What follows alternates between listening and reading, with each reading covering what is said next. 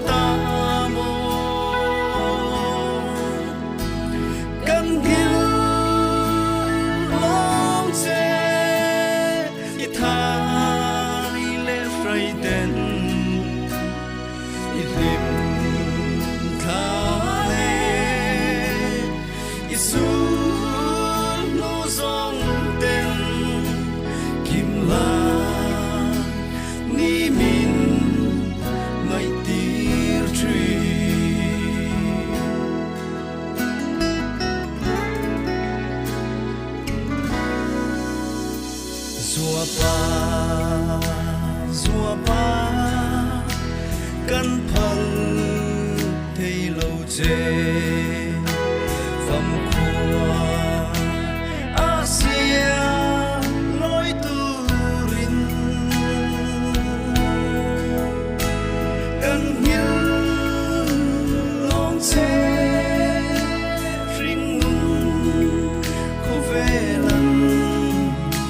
dài căn phim zel do me zua pa pham ta mo căn hiu long che y thai le frai den y him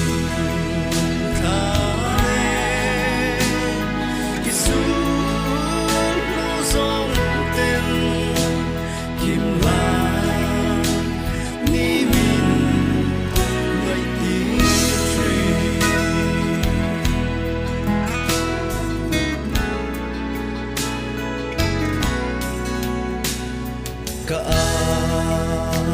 zel do zua pa phong chẳng hư ka zuam lu lo ka zuam lo zua pa lo va ring mi lên chân chun Kapa inka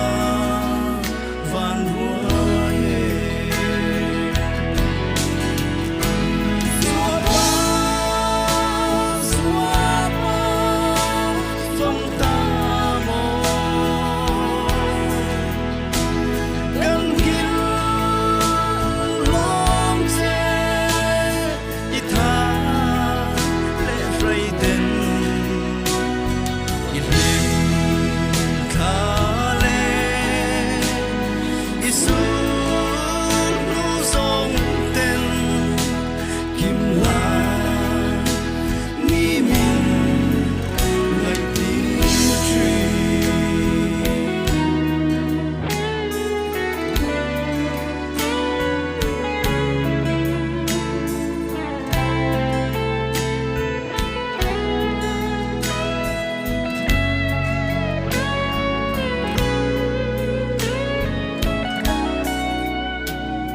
càng ngày em chế ba lâu kỳ lệ rồi y rây dối